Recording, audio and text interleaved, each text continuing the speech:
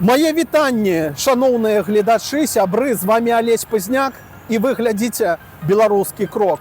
На гэты раз я вам хочу распавесці пра маё падарожжа ў Стамбул, у гэты старажытны і насычаны гістарычнымі падзеямі горад. І адразу шчыра скажу, што на пачатку я хацеў распавесці пра Стамбул, пра яго топавыя лакацыі і зрабіць адмысловы крок на гэтую тэму. Але маім гідам была оперная спявачка, першая скрыпка беларускіх пратэстаў 2020 года Таццяна Грыневіч-Матафонова. Я так захапіўся яе спевамі і нашымі размовамі, што у фокусе крока стала менавіта Таццяна.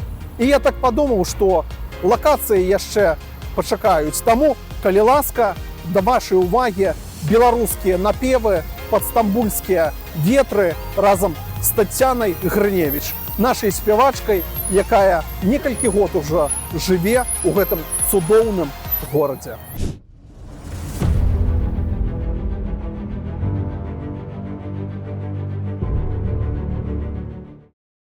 One, two, three, four.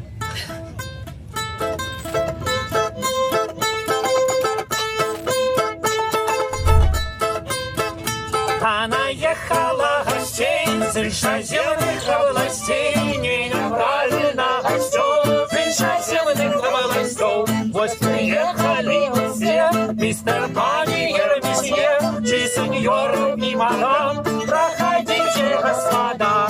Вот приехали яны, и паненки, и паны, край суворых катаклизмов со своим капитализмом. За маёй спіной карабель, і гэта не нейкая раскоша. Тут у Стамбуле гэта просты звычайны грамадскі транспарт, які звязвае два берагі Стамбула, еўрапейскую і азіяцкую частку. І людзі штодня едуць з дома на працу, з працы дадому, перамяшчаючыся такім чынам. Для некага гэта дзіва, а тут у Стамбуле гэта такая звычайная штодзённая рэчаіснасць. Учора я плыў пад дажджом, моцны вецер быў. Сёння паспрабую з еўрапейскай часткі трапіць на азіяцкую, менавіта ўжо ў прамянях ранішняга сонца. Таксама вельмі цікава. Я пабываў у Стамбуле восенню, калі сонца чаргуецца з дажджом, а цеплыня і спакой у завулках з моцным парывістым ветрам ля мора. Пасля задушнага лета першая прахалода прыходзіць з кастрычнікам. Калі тэмпература паніжаецца, а дрэвы ў скверах і парках афарбоўваюцца ў жоўтыя, аранжавыя і чырвоныя колеры. Гуляць у гэты час па горадзе альбо любавацца ім з борта катара ці парома, які плыве па Басфоры, сапраўднае задавальненне. Нават калі дзьмуе моцны вецер і з неба накропвае дождж. Я атрымаў шмат уражанняў ад Стамбула, у якім быў папярэдні раз гадоў 10 таму. Зараз у Стамбуле восень, накропвае дождж, але ўсё роўна на вуліцы яшчэ даволі цёпла, ля мора халадней, бо дзьме вецер. А так усё файна, проста трэба насалоджвацца момантам у гэтым старым і вечна маладым горадзе. Стамбул – горад, які падзелены на две часткі. Я спыніўся на еўрапейскай, а Таццяна жыве ў азіяцкай частцы. Як мы ведаем са школьнай геаграфіі, мяжа паміж двумя кантынентамі па сушы вельмі умоўная. А тут гэта бачная мяжа, перарэзаная пралівам Басфор. Вось вы на гэтым беразе, у Еўропе, а вось вы ўжо і на другім, у Азіі. З Таццянай Грыневіч мы сустрэліся на еўрапейскай частцы, дзе яна мяне ветліва павадзіла па старому Стамбулу. А таксама мы з ёй пракаціліся на пароме да азіяцкай часткі горада. Ну, Стамбул ветраны, холодненькі нават на Басфоры. Бо так, калі ўглыб, то там сонечна і цёпленька, а тут така ўжо як бы цяпла такога не адчуваецца, бо ветрана. Ну, а так мы бачым вось Галацкі мост, Галацкая вежа, туды мы яшчэ ці сёння ўвечары, калі паспеем, дабярэмся, ці можа заўтра. Ось, ну і тут така бачна, да, як Залаты Рог ідзе. Якби туди, там будзе Чорнае мора, а там Мармуровае мора. Карацей, Стамбул – гэта такі агромны горад на 100 на 40 кілометраў. Значыць, з аднаго боку Чорнае мора, з другога Мармуровае, пасярэдзіне Басфор, і вось гэты Залаты Рог. Значыць, а Канстанцінопаль, атрымліваецца, не такі вялікі быў горад, ён вось на гэтай паўвыспачцы быў. І быў абнесены мурам цалкам, што яго вельмі цяжка было заваяваць, але ўрэшце туркі яго заваявалі.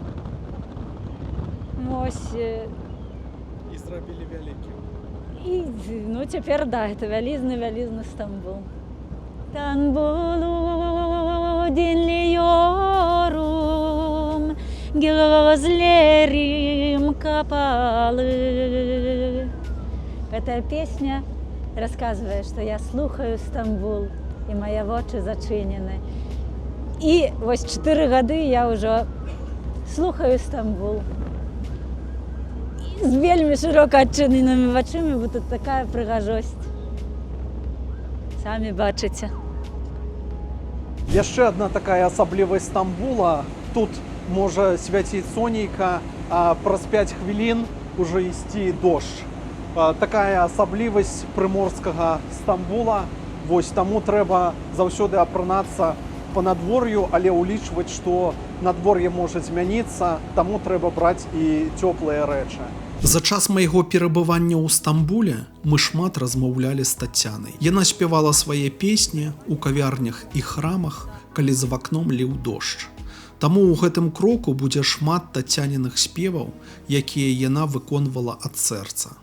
Мне заставалася толькі вынуць камеру і здымаць. Як ты апынулася ў Стамбуле? О, яшчэ ў 19-м годзе некалі ў Фейсбуку пагрукаўся да мяне у сябры. Такое дзіўнае імя. Вось, і аказаўся вельмі цудоўным чалавекам. Ён прыехаў да нас у Беларусь. Ён турак. Прыехаў у Беларусь, і па ўсіх мясцінах цікавых мы па Наваградчыне мы каталіся, як бы і замак, і Міцкевіча мясціны, значыць, і возера Свіцязь, і яму так усё спадабалася. Вось, хадзіла да чырвонага касцёла на плошчу кожны дзень, як на працу, са скрыпкай, з гітарай. А чаму так выйшла? Першы раз я зірнула на сітуацыю, што шмат людзей беларусаў, але муры спяваюць па-расейску, там ці слухаюць, улучаюць, размаўляюць па-расейску. Ну, як бы не быў выразна бачна, што это беларускі пратэст. Як бы і таму я зразумела, што трэба дадаваць як бы нашых песень, нашых танцаў, і таму я была з людзьмі. Спявалі купалінку, калыханку, танчылі столькі танцаў, гульняў, як бы і кожны дзень цэлы месяц. Ну, як бы, а пасля ў двары перайшлі, так. Купалінку папулярызавала ты? Ну, тады, як бы, шмат.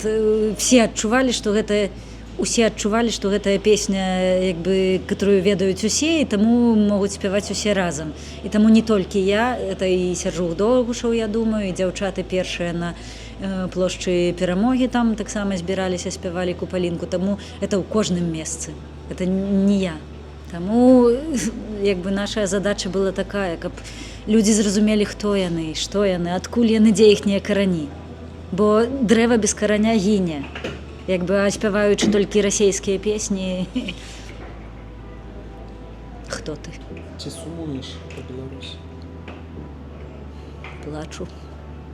Кожны дзень. Спяваю песню. Зорачкі Новіка Піюна. І плачу. Раней я спявала пад гітару. Ну, доўгі час, уже гадоў 10-15 таму, відаць, гадоў 15 таму я яе вывучыла тады з гітарай, і вучыўшы я плакала у Беларусі. Нават проста перажываючы за тое, як пісаў гэтую песню Сяржук Новік Піюн. Сергей Новік Піюн.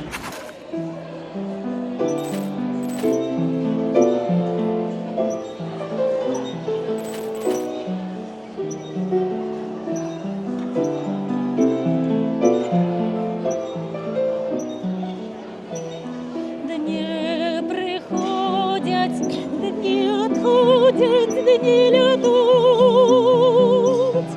бицем рак бурливих хвиль даль бягуть. Шмат гадов тут на вигнанні в чужині. Треба мучиться душою і серцем мне. На вагоне тень глядишь родных хат, не протяни рук зычливо родный брат, не поделишь навод домок с неким тут, не пригорне в одиночестве родный путь.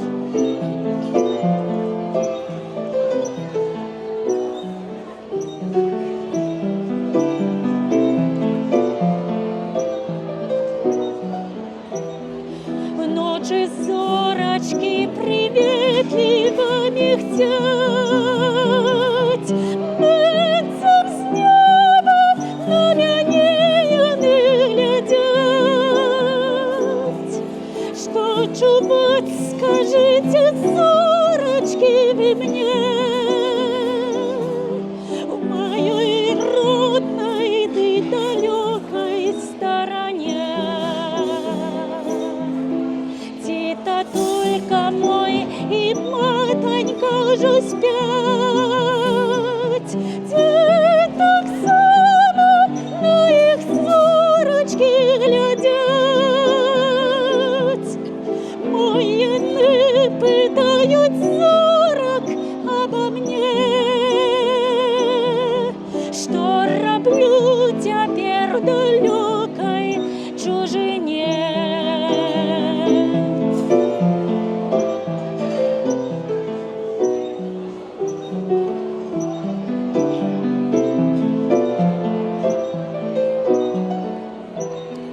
Коли только яны родные не спят,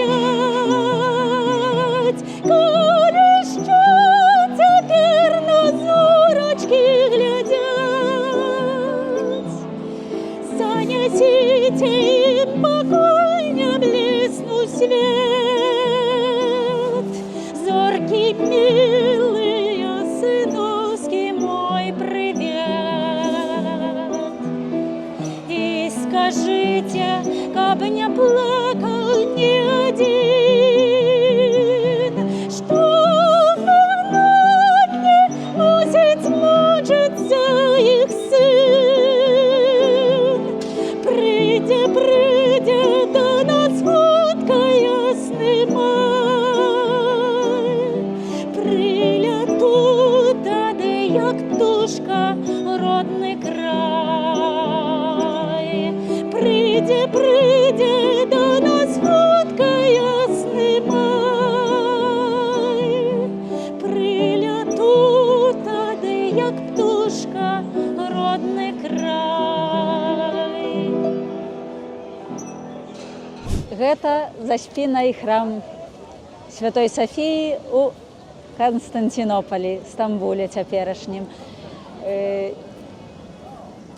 Раней, яшчэ некалькі гадоў таму гэта быў музей. Пасля зрабілі паўтары гады таму зрабілі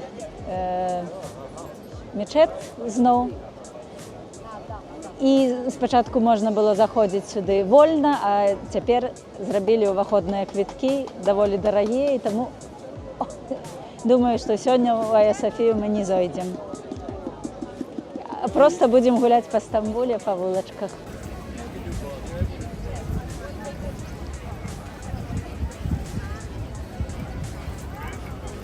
Так, нереальна. І шчаслівыя былі тыя часы, калі можна было ў Софію патрапіць бескаштоўна. Просто з усімі сябрамі, хто прыязджаў, мы сядзелі на дыване, бо там услана зялёным такім аксамітным дываном прыгожым. І мы сядзелі на гэтым дыване, так проста ўсядзімся і сядзім, адпачываем. як бы, і атрымліваем асалоду старажытнага храма. У раёне Султан Ахмед адчуванне таго, што трапляеш у сівую даўніну. Тут знаходзяцца ўсе асноўныя турыстычныя славутасці Стамбула. Іх тут многа, і каб абысці, патрабуецца шмат высілкаў і часу. А яшчэ тут шмат турыстаў, якія ствараюць велізарныя чэргі. Так што паблукаць па старому Стамбулу – гэта яшчэ той квест. Ну, вось гэтая вулачка, якраз тут захаваліся старыя драўляныя дамы, і пра іх Архан Памук, гэта турэцкі пісьменнік, который атрымаў Нобеля калісьці. Архан Памук у сваёй кнізе «Стамбул» якраз апісваў тое, як яны дзецьмі, такая забаўка была, яны выходзілі на бераг Басфора і глядзелі, дзе якія дамы палаюць, таму што яны як бы гарэлі, драўляныя дамы гарэлі, і была забаўка глядзець, як гараць дамы, і глядзець, як караблі сядаюць на мель. Вось, як іх адтуль як бы ратуюць. Ну, вось таму мне гэтая вулачка вельмі даспадобы. І гэта мы ідзем за Сафіяй. О, Беларусь моя шыпчына, зялёны ліст, чырвоны цвет, у віхры дзікім не загінеш, Чорнобилем не зарастешь. О, Беларусь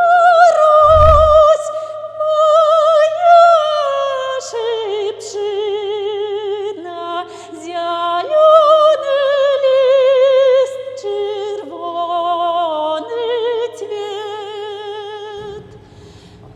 Один найду зракуся, і серце мне не задрижить. Як жить, так жить для Беларусі, а без яе зусім не жить.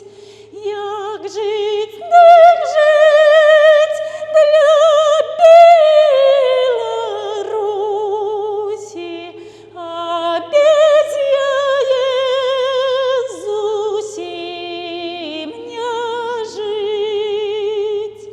В гэтай песні увогуле было 3 куплеты. А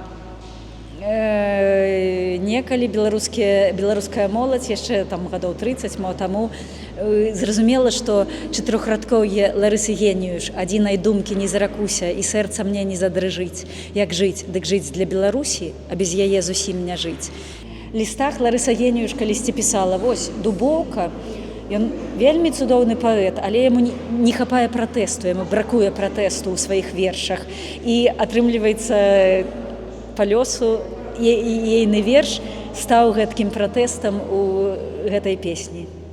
Плошча Таксім знаходзіцца ў цэнтральнай частцы Стамбула. Тут заўсёды шматлюдна, бо і вуліца Істікляль побач.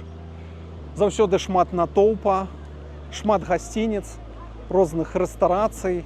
Гэта месца прыцягнення як мясцовага, лакальнага насельніцтва, так і турыстаў. Плошча заснавана на армянскіх могілках 16 стагоддзя, якія насілі назву святога Якуба. На сённяшні дзень такое вядомае месца, дзе шмат народа штодня.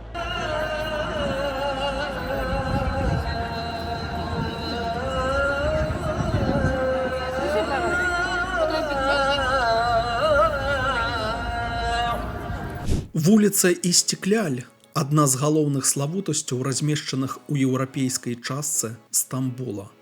На ёй шмат магазінаў, кніжных і сувенірных крам, а таксама рэстаранаў. Істікляль перакладаецца як незалежнасць. Такім чынам была увекавечана перамога ў барацьбе за незалежнасць і абвяшчэнне рэспублікі. Адзіны транспарт, дазволены на вуліцы даўжынёй 1,5 кіламетры, стары трамвай, які не столькі выконвае функцыю грамадскага транспарту, колькі аддае даніну традыцыям. Рухаецца трамвай павольна, увесь час падаючы гукавыя сігналы, каб расслабленыя мінакі паспелі адысці ад каляіны. Гэта вуліца Істекляль. І цікава, што тут вельмі шмат амбасадаў ёсць. І ў 1918 годзе таксама тут была амбасада БНР. Вось, гісторык, который вывучае гэтую тэму, пра сваіх сяброў папрасіў мяне зайсці на тую вуліцу і пашукаць, ці засталося што. Ну, правда, мы прыйшлі, і там ужо нічога не засталося, там будаўніцтва ідзе новага будынка, але прынамсі тое, што было такое месца, гэта вельмі цікава. Амбасада БНР была на вуліцы Істекляль, недалёка. А зараз за маёй спінай оперны тэатр і ўвогуле самы вялізны культурны цэнтр, бо тут не толькі опера ідзе і проста спектаклі. Ён быў адчынены год, ці можа з капейкай. Там дзе сцяг і гэтыя шкляныя вокны. Гэта як бы самы вялізны культурны цэнтр Стамбула. І оперны тэатр у тым ліку. Вуліца Істекляль. Адна з вялікіх еўрапейскіх вуліц Стамбула, не падобная на ўсе іншыя. Тут шмат розных крам, рэстаранчыкаў, пахне смажанымі каштанамі і рахат-лукумам. Заўсёды шмат турыстаў, шматлюдна і вельмі голасна. Тут шмат мітусні, але гэта не напружвае, калі тут гуляць не цэлы дзень, а ўсяго пару гадзін. На плошчы Таксім стаіць манумент Рэспубліка. Ён быў узведзены ў 1929 годзе у гонар таго, што ў 23 годзе з'явілася Турэцкая рэспубліка. На мануменце мы бачым Ататюрк стаіць, і каля яго па левы бок Варашылаў. Чаму? Таму што саветы вельмі дапамаглі Турэччыне ў стварэнні Турэцкай рэспублікі і палітычна, і фінансава, ідэалагічна, усяк дапамаглі. За гэта Ататюрк паабяцаў, што будзе кіравацца камуністычнай савецкай такой палітыкі. Але калі ўжо рэспубліка была, то ён проста адхіліўся ад гэтай ідэі і па-свойму пачаў кіраваць, але дапамогай той скарыстаўся, і таму вось на помніку мы бачым Варашылава. Схітрыў.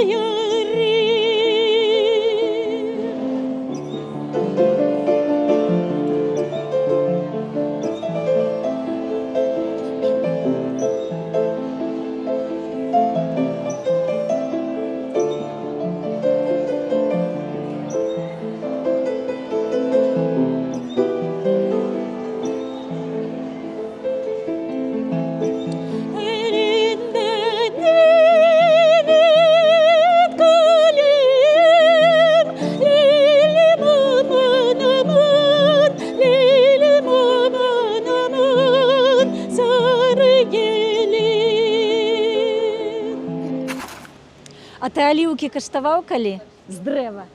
Не. А глядзі, вось яны.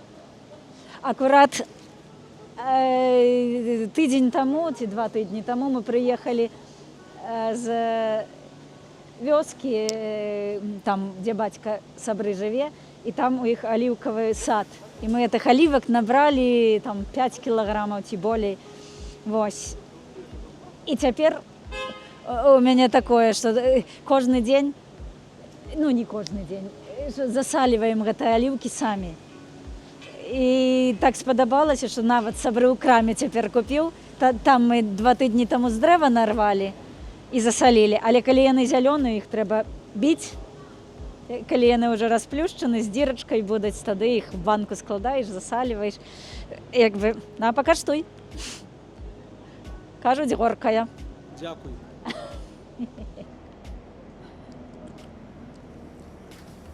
Гаркляціна. Так, але, як кажуць, калі ў солі залеем, і праз 2-3 месяцы яна будзе смачная. Турэцкі рэцэпт такі. Так. Выдатна, але зараз не вельмі. Ішоўшы па вуліцы Істекляль, мы дайшлі да галацкай вежы. Гэтая тэрыторыя раней была за Візантыяй. Тэрыторыю гэтую генуэзцы у візантійцаў захапілі, і пасля вось на гэтым месцы, на ўзвышшы, яны пабудавалі гэтую вежу галацкую. Пакажыце яе. Вось гэтая вежа. І што цікава, першы палёт, который адбыўся у свеце, ён быў з гэтай вежы. Гэта вучоны Чэлебі. Ён зрабіў крылы штучныя. І паляцеў? І адсюль спрыгнуў з гэтай вежы і паляцеў, і пераляцеў Басфор, прыпыніўся на азіяцкай частцы. Напэўна, у яго рухавік нейкі быў. Рухавіка не было, но вось кажуць так, што проста крылы, і ён, ну так, прыйшла ідэя такая паспрабаваць. Ну, і тут, канешне, шмат турыстаў, як і паўсюль у гістарычных месцах Стамбула. Месца даволі цікавае. Вось. І галацкая вежа, яшчэ такое удакладненне, гэта быў свайго роду арыентыр для маракоў і гандляроў, якія заплывалі у гэтую частку горада. Таму вось такая гісторыя. Ну, і галацкая вежа бачна амаль адусюль з усіх месцаў Стамбула. Пазнавальнае такое месца і на вышыні, на ўзгорку знаходзіцца. З вельмі даўняй, дзіўнай і багатай гісторыяй. І яшчэ одно такое удакладненне. Галацкая вежа служыла такім арыентырам для маракоў і гандляроў, якія здалёк падплывалі да горада. Таму у вежы такая падвойная функцыя. З аднаго боку яна як абарончая пабудова, а з другога боку як той же маяк, пабудаваны генуэзцамі. А зараз там музей. Вось так. І аглядальная пляцоўка. У музей мы не пойдзем за недастаткам часу, але звонку вежу пабачылі. Таксама файна. Так сталася, што хрысціянскія і юдэйскія святыні як быццам схаваныя ў Стамбуле. Яны не выпіраюць на вуліцы сваімі будынкамі і сімволікай. Усё ж мусульманскае панаванне зрабіла сваю справу, але храмаў шмат, як і наведнікаў. Я гэта бачыў на свае вочы.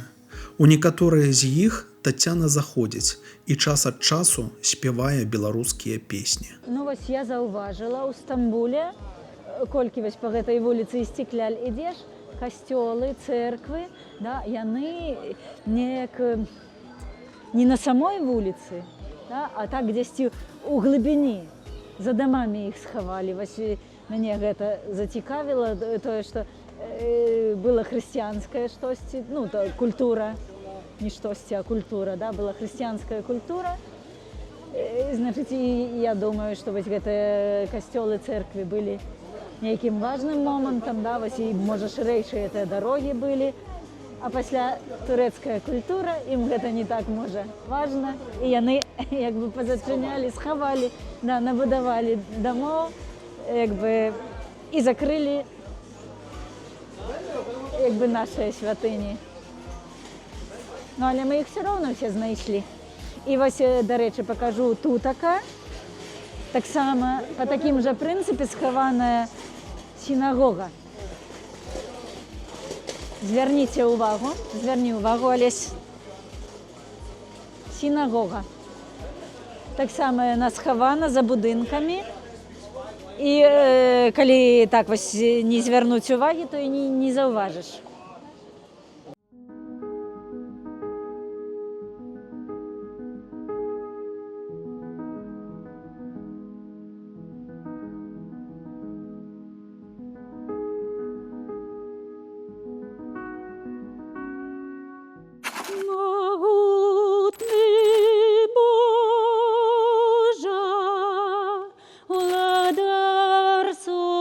Светов, великих солнцев и сердц малых над Белорусей,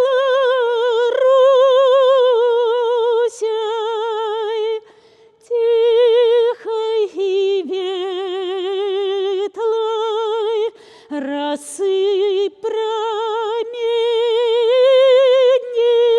своей хвалы, дай спору працы, что дёдной шарой на лусту хлеба народный край повысил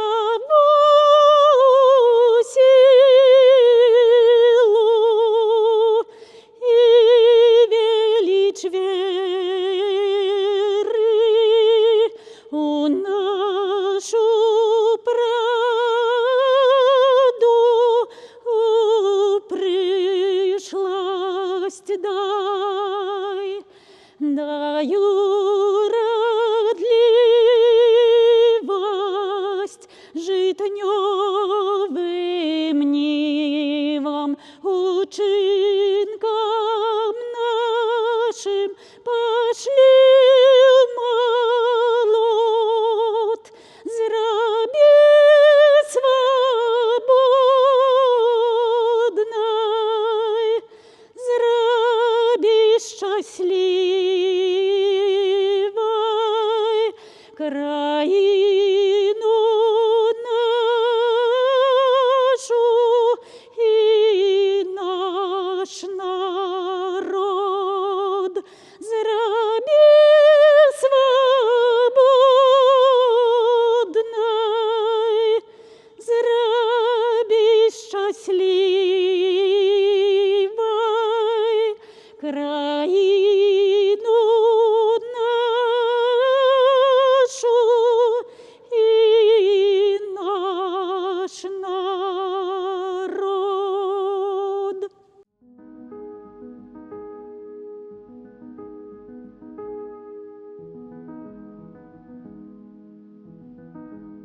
За моей спиной шильда музея Адама Міцкевіча.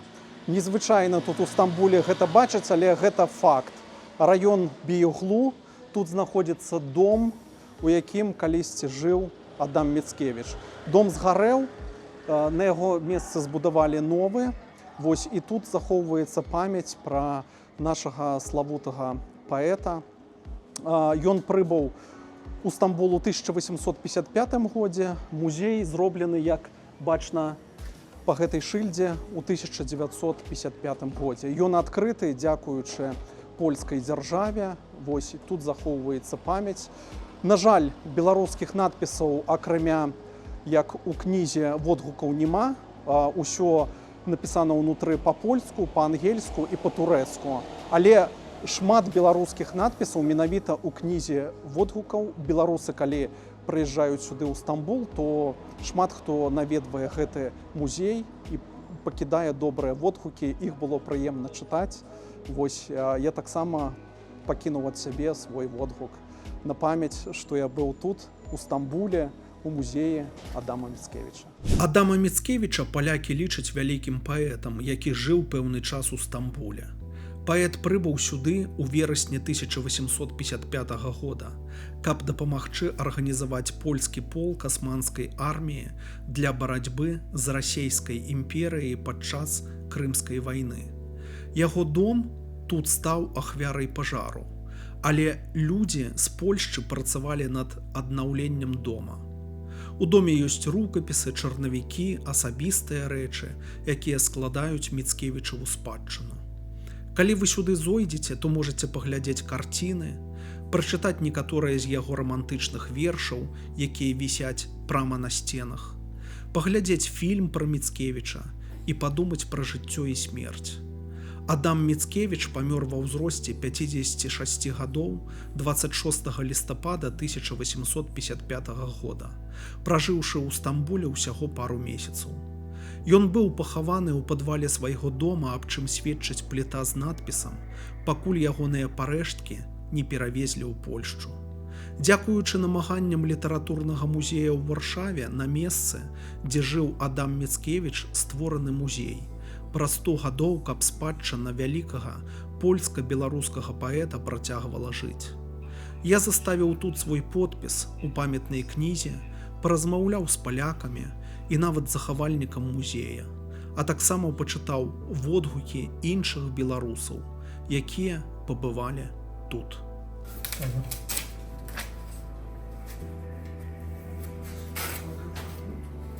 Excuse me, where are you from? Беларусь. Асіс? Poland. Полонія. He's English.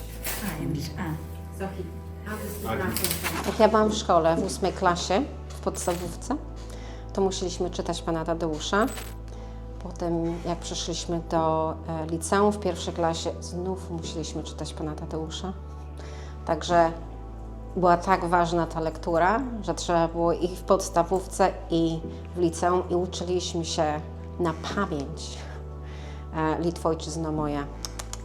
Teraz już nie pamiętam, ale trzeba było zapamiętać i tak, bardzo ważna była ta lektura, dlatego musiałam przyjść do tego muzeum. Jak się dowiedziałam, że jest muzeum Adama Mickiewicza i że tutaj zmarł, musiałam się wybrać.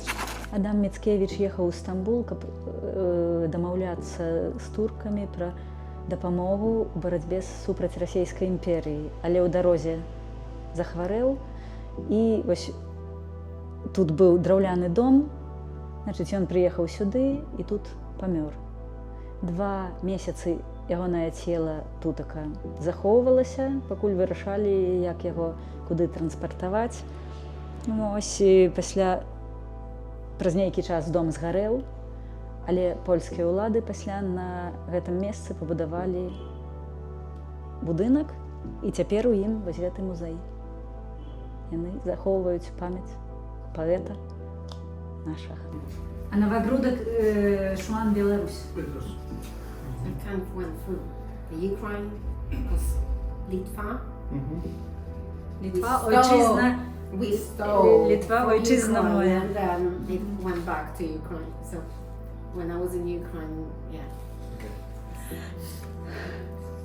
How long have you been in Istanbul? Як довго в Стамбулі? Дорт. 4 годи. 4 years. Oh, wow. 4 years? Yeah. Oh wow. I've been on holiday here. Yeah. She is married on Turkmen. Oh, Turk. okay. Oh, okay. That makes sense. We've only been here a week, so we just... We're here on holidays. 2 days. Okay. Right. Yeah. We came on Thursday last week. We're flying back tomorrow. Оксамитный летний вечер окинул землю. Я в озерную синечу веснами ловлю. Мучки слухаю, росах песню соловья. Над моим лунным лесом Беларусь моя. Мучки слухаю, росах песню соловья. Над моим лунным лесом Беларусь моя. А над лесом сам над сусветом выпростал крыло. Золотистый човен в ветах, зорное весло. Стань девочей белой, вежи подых ручая. Я одной тебе належу, Беларусь моя. Стань девочей белой, вежи подых ручая. Я одной тебе належу, Беларусь моя. Сябры, нагадываю, что 16 листопада 2024 года судом Ленинского района Городні YouTube-канал «Белорусский крок» признаны экстремистским. Так само экстремистским признаны телеграм-канал «Белорусский крок» и мои сторонки у социальных сетках, у Фейсбуку и у Инстаграме. Подумайте, калі ласка, над сваёй бяспекай, а калі вы знаходзіцеся за межамі Беларусі, вы можете ахвяраваць на беларускі крок і такім чынам дапамагчы развіццю каналу. Усе спасылкі на данаты будуць замацаваныя ўнізе пад гэтым відэа. Усім дзякуй, хто ахвяруе на беларускі крок. Тацяна, распавядзі, як так сталася, што ты стала жыхаркай Стамбула? Калі былі пратэсты, я тады 1 месяц на плошчы каля чырвонага касцёлу музіцыравала з беларусамі. Тады крыху 2 тыдні ў дварах. Дворовыя канцэрты. Дворовыя канцэрты. А пасля, калі стала ўжо небяспечна, пачалі забіраць першых музыкаў, як я казала, сабры назіраў за навінамі, сачыў за гэтым усім. Сябры гэта твой чалавек. Сябры, это мой турэцкі сябра. Вось, ён сачыў за навінамі, і калі ўбачыў, што стала небяспечна, што пачалі забіраць за краты першыя такія званочкі недобрыя, ён проста купіў мне квіток і сказаў: «Усё, прылятаю ў Стамбул». Спадзяваліся, што мы вернемся. Ну, вось, быў і адваротны квіток праз 2 месяцы, думала, што вярнуся ў Беларусь, але мама сказала не ехаць. Я не паехала.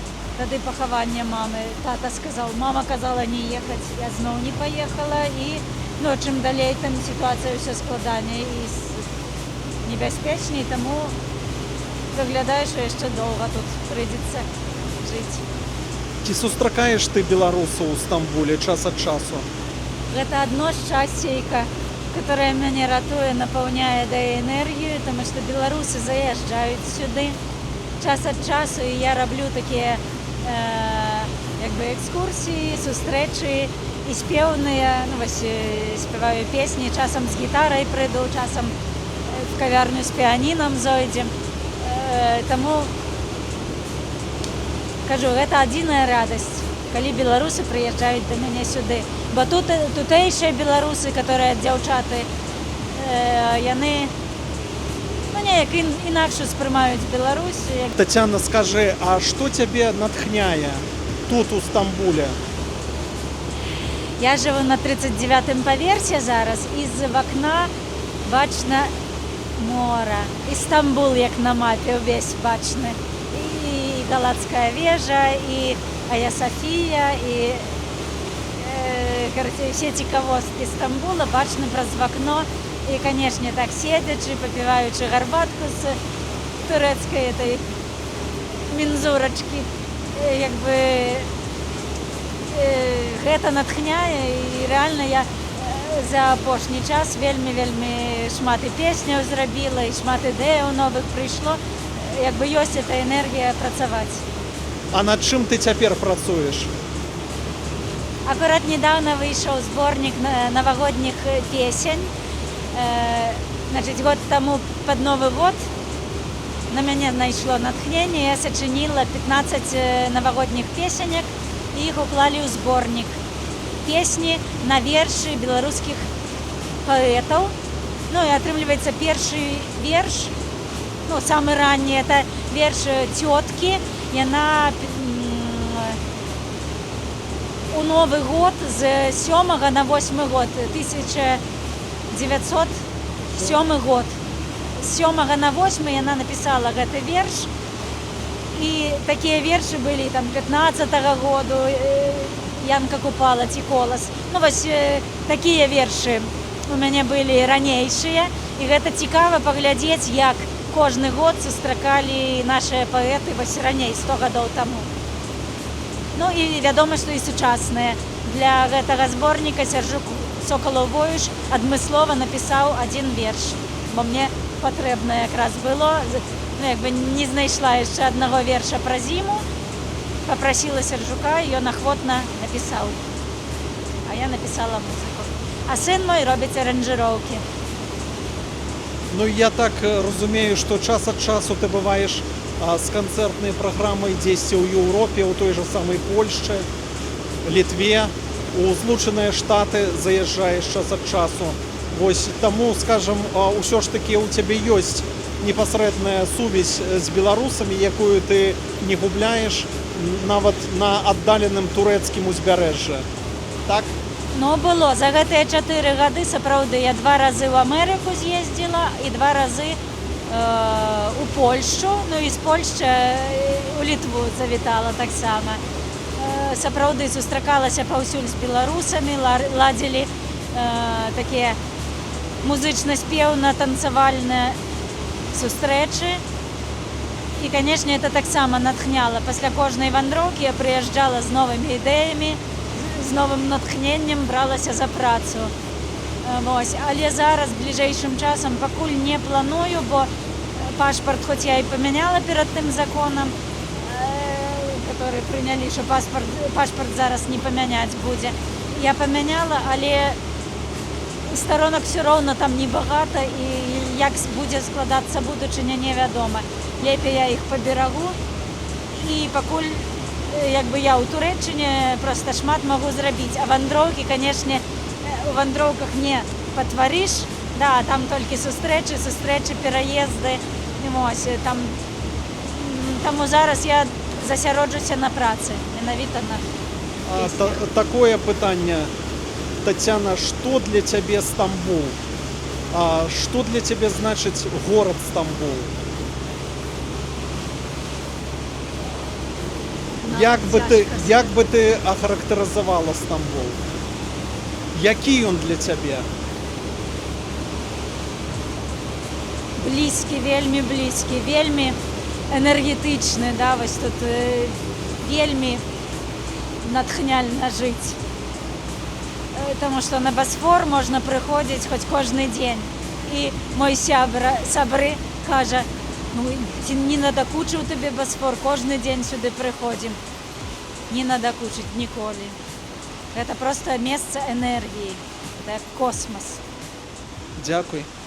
Солнце промене стужкой узкой перед колокольный вечер. Край батьковский, край мой белорусский. Я тебе кажу на развітанне, до споткання, до зустрічі.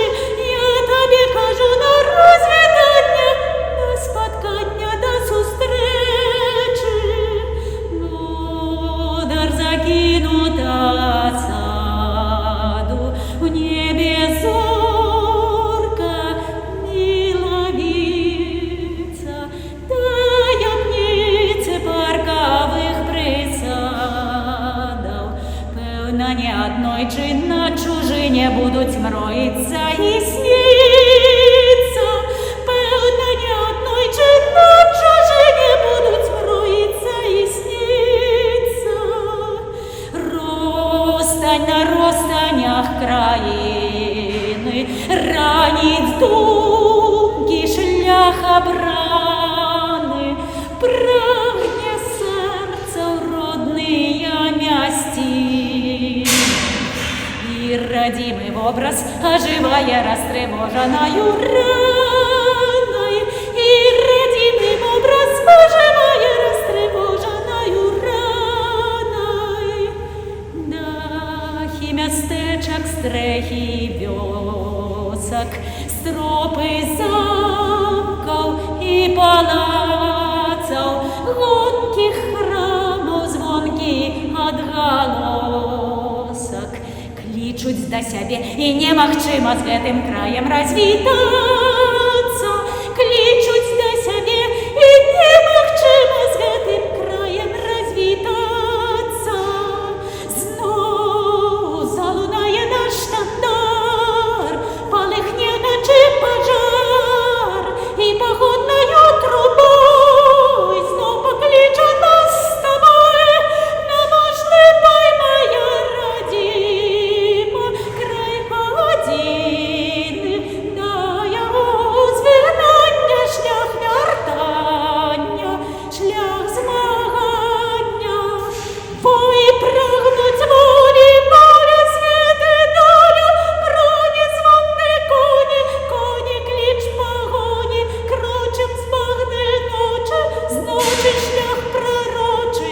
Зноў залунае наш штандар, палыхне начы пажар, і паходнаю трубой зноў пакліча нас з табой на мажны бой, моя радзіма, край гадзіны, да яго звярнання шлях вяртання, шлях змагання.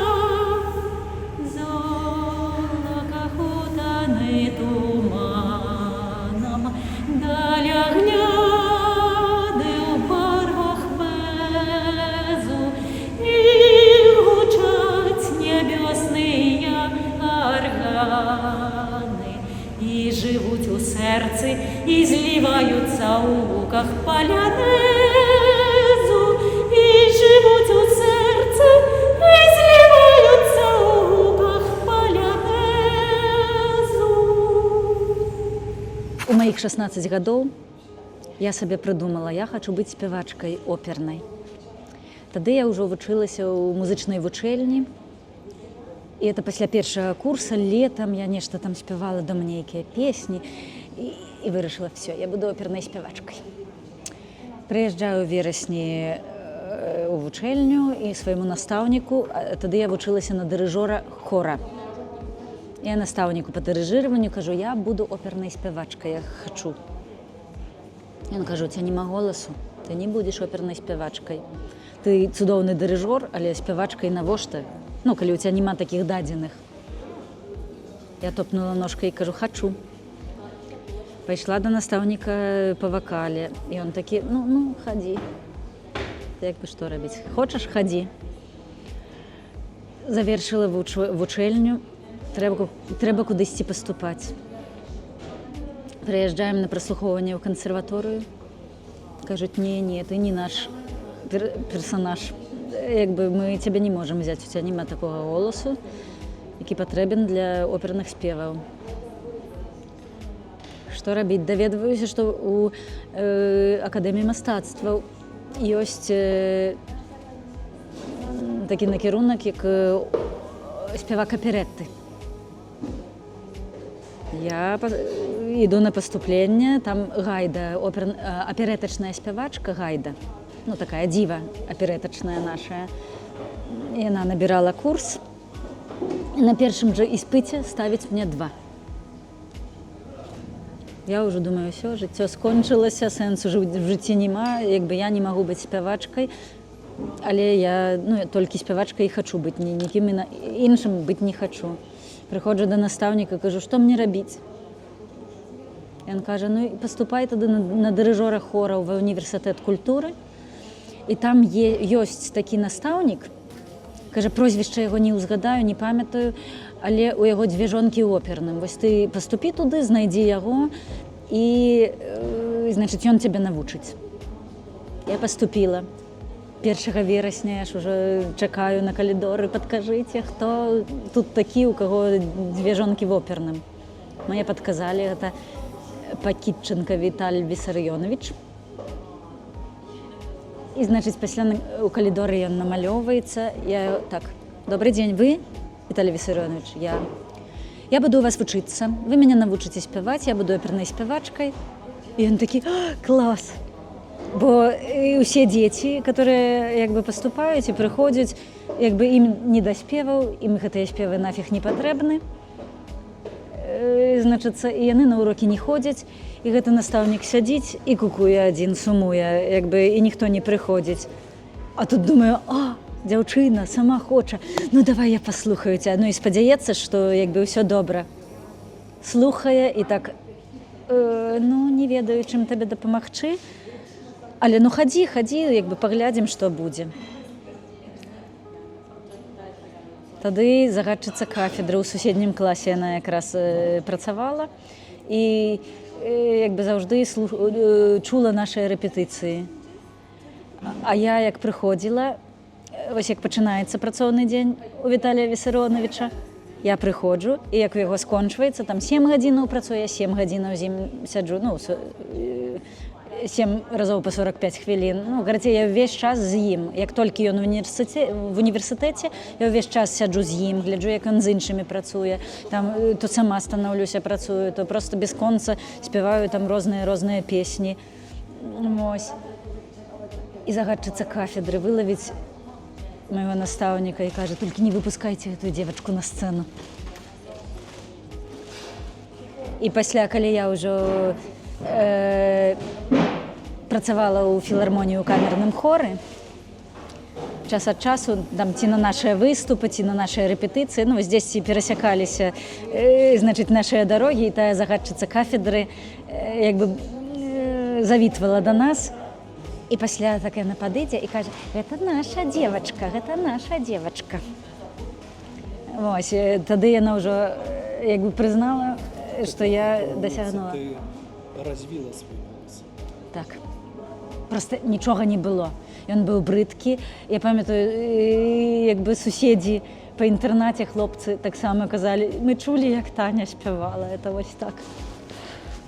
Просто немажліва было. А зараз хлопец кажа: ну зараз як бы я ця слухаю і як бы лепшага і не ведаю, не чу.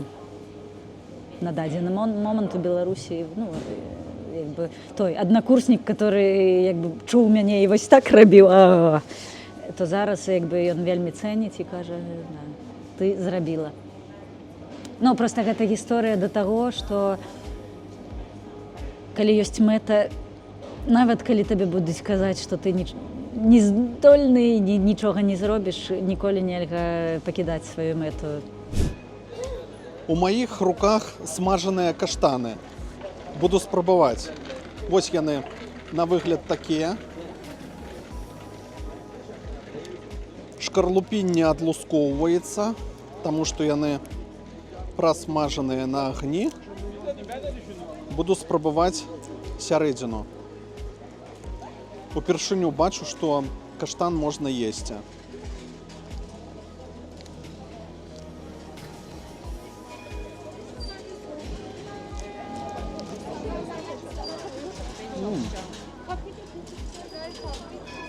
Даволі смачна. Нагадвае чымсьці грэцкі арэх. Толькі запечаны ў якой-то мікрахвалёўцы. Крышку салодкаваты. Можна есці. Мне спадабаўся смак.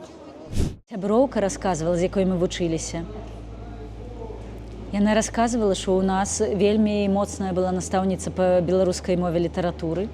Я гэтага, натуральна, нічога не памятаю, бо мне это ніяк не цікава было. І Волечка расказвала, што і Сокалава Воюша мы вывучалі тады, што настаўніца давала і вось гэтых расстраляных паэтаў, і, ну, як бы і сучасную паэзію. Яна ўсё давала. Проста мне гэта было не цікава. А Волечцы было цікава, яна ўсё гэта ведала. Ну, як бы і вучыла, і падрабязна это ўсё. Як бы у мяне в одно вуха вляціць, в другое вылецець, я нічога не памятаю.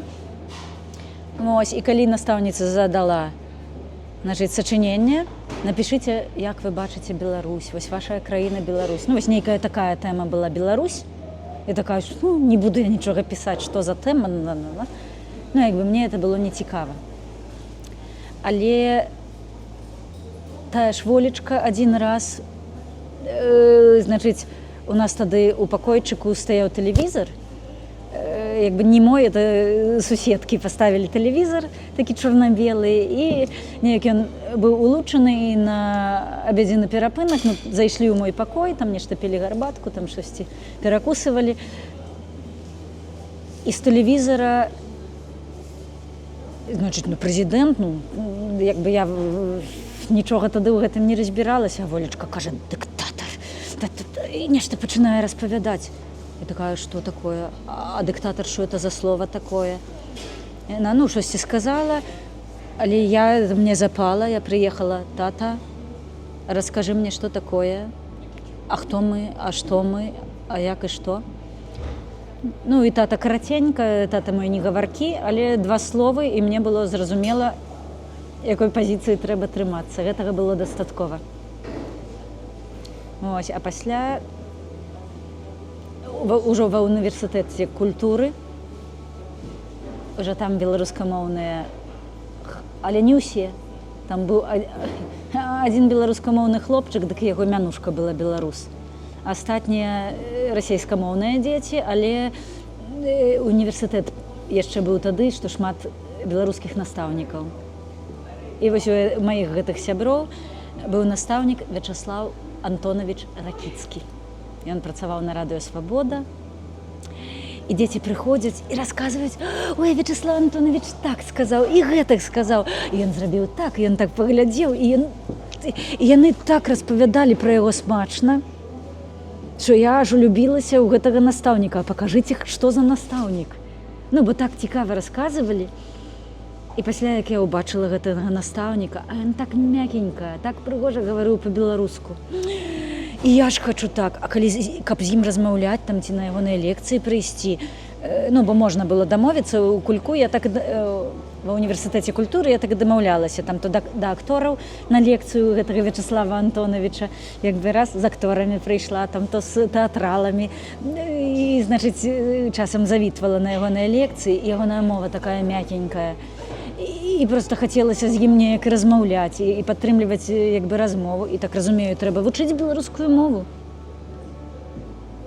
І проста летам, прыехаўшы дадому на вакацыі, узяла слоўнік, узяла кніжку «Каласы пад сярпом тваім» Караткевіча, чытала.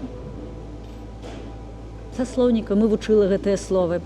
Але, можа быць, мне дапамагло тое, што яшчэ у той жа час паралельна я як бы засябравалася з унукам Аркадзя Куляшова. Это Уладзімір Бербераў, гурт Ліцвіны. Можа, чулі, не чулі. Народны такі аўтэнтычны гурт. І калі я прыходзіла да яго, мы таксама размаўлялі пра музыку, пра гісторыю Беларусі. Я як магла размаўляла, ён па-беларуску. І, відаць, я дзесьці перахоплівала ў яго нейкія думкі, фразы. Таму неяк уся атмасфера таго Менску, майго студэнцкага, як бы мяне так скіравала да беларушчыны. А ўжо калі у 2000 годзе я чакала дзіця, я зразумела, што з дзіцём я буду размаўляць толькі па-беларуску. Таму, пакуль ён быў у жывоціку, я ўжо яму чытала казкі, спявала песенькі, ўсё па-беларуску. І, відаць, цалкам перайшла на беларускую мову, ўжо прыехаўшы першы раз у Амерыку ў 2009 годзе, пазнаёміўшыся з Серджуком Сокалавым Воюшам.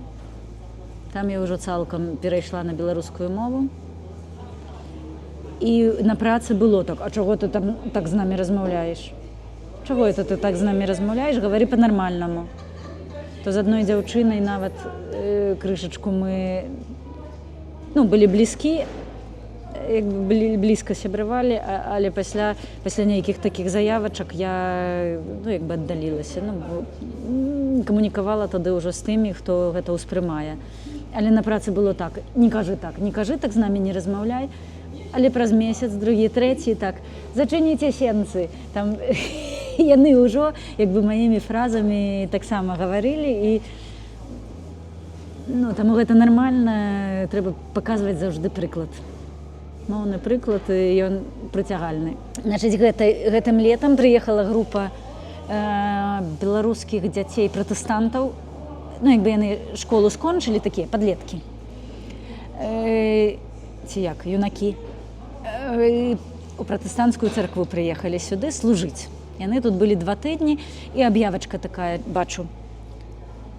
Беларускі вечер, приходите, познакомимся, там, Я такая, ну, конечно, по-расейску не, але беларуская тэма. Адзела строй народны, скрипка, гітара, прыйшла. Значит, яны, ой, как красиво. Ну, типа, я кажу, ну так, это беларускі народны строй. Вы яшчэ і по-беларуску размаўляеце? Я кажу, а на якую я вечарану прыйшла? Якая тут мова павінна быць? Ну мы не говорим, ну как бы, ну мы так, ну мы з Беларусі прыехалі, ну мы вот так. Я кажу, добра, калі дасце мне 20 хвілінаў, я вам зраблю беларускі каларыт, беларускі смак. Канешне, дамо. І вось далі мне хвіліну, ну я, вядома, з гітарай распачала мой родны кут. І дзеці прыйшлі, там хтосьці на кухні смажыў дранікі, дык прыйшоў, і аж плачуць, ну, як бы падпіваюць, ну, як бы іх гэта кранае. І тады і песні, і разам, і купалінку, і калыханку, і танцы, і гульні, ўсё разам, ну, як бы і пад скрыпку, і пад гітару, і пад піаніна. Ну, карацей, яны ў захапленні былі.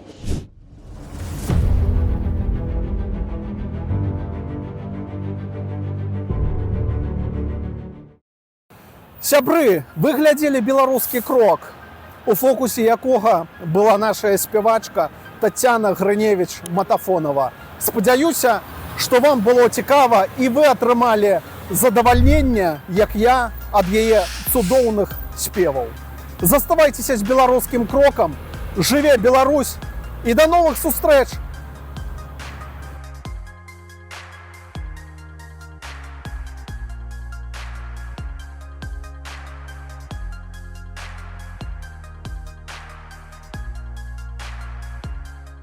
Üsküdar'a giderken aldı da bir yağmur.